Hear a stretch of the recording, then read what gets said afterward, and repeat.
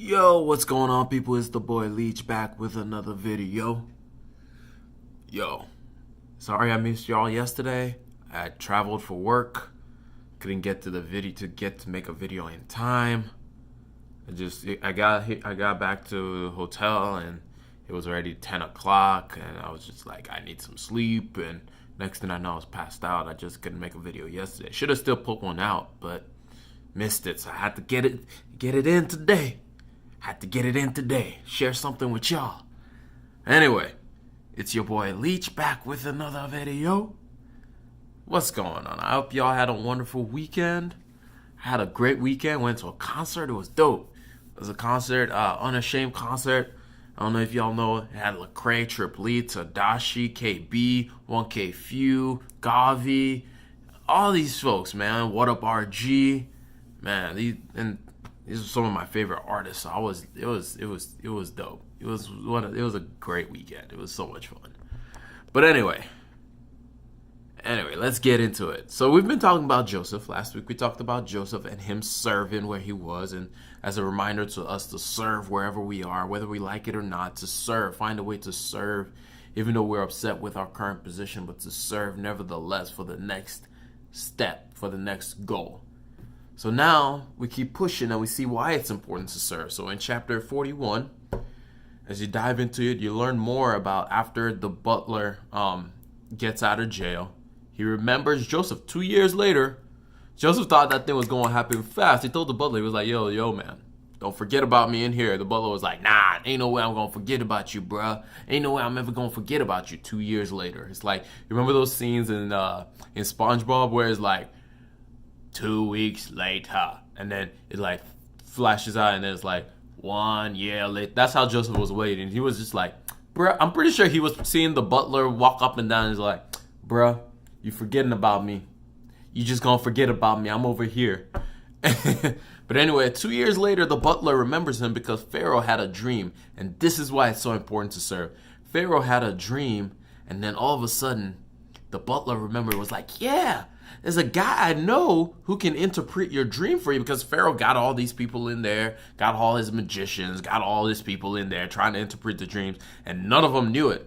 And then the butler was like, yo, hold up. I know a guy back when you threw me in the prison who interpreted my dream and got me out of there, telling me that you were going to free me from that place. And Pharaoh was like, for real? He was like, yeah, man, I can tell you who he is right now. His name is Joseph. He's a Hebrew. Pharaoh was like, Hebrew? Who are these folks? I don't even know who they are. Because at this point, that's not really a thing. So, they get Joseph out. Joseph comes out. And then Pharaoh is like, can you interpret my dream? And then Joseph is like, no, I can't actually. I can't actually do this. I can't actually do this thing. But God, who is God over everything, shall reveal your dream to me for you to know what it is. And this is something that only he can tell us about. See how Joseph just finessed that thing right there? Just finessed it in there. But anyway, the key verse I wanted to talk about was pertaining to the dream. Now, if you don't know what that dream was, you need to read the chapter, Genesis 41. But it's basically like Pharaoh had a dream about 7 fat cows and 7 skinny cows.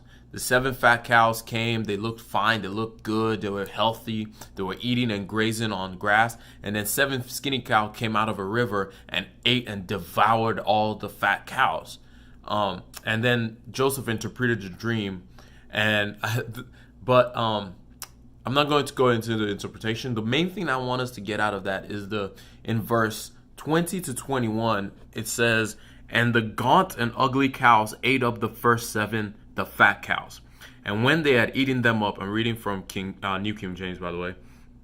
And when they had eaten them up, no one would have known that they had eaten them, for they were just as ugly as at the beginning.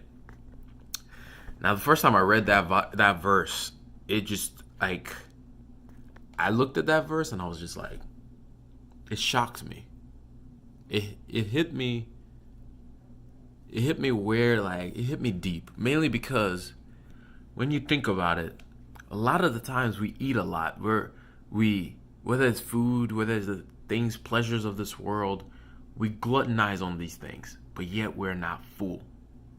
We gluttonize, whether it's on video games, whether it's on TV, whether it's on sex, whether it's on food, whether it's on alcohol, whatever it is. We eat so much of it with social media, all these things. We take so much of it in, but yet there's still like an emptiness within us. There's still something lacking.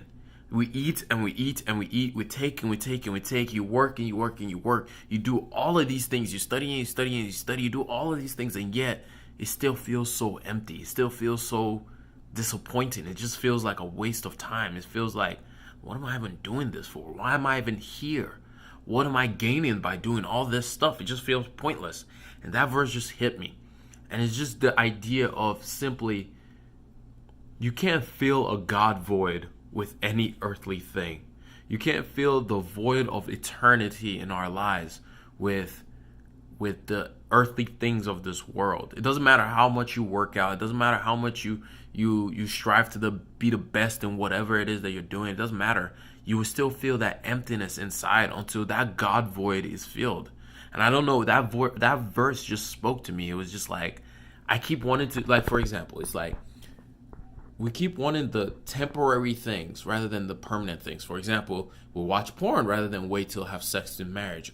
Or we, instead of eating healthy, good foods that will fill our body up, we go for processed foods because it's faster and it's easier, and yet we're not full from it. It's just things like that. It's just like, we know it's not going to fill us up, but yet we chase after these things. And my word for you today is simple. What are the things in your life that you know are not going to fill you up, but yet you keep doing it?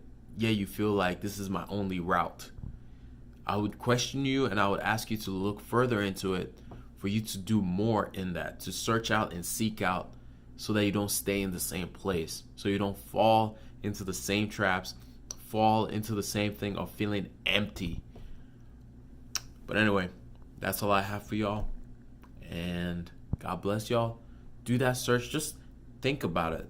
Think about it for a minute. Just sit down and think about some of the things that you try to fill the void in your lives with. But anyway, that's all I have for y'all. God bless y'all. Peace.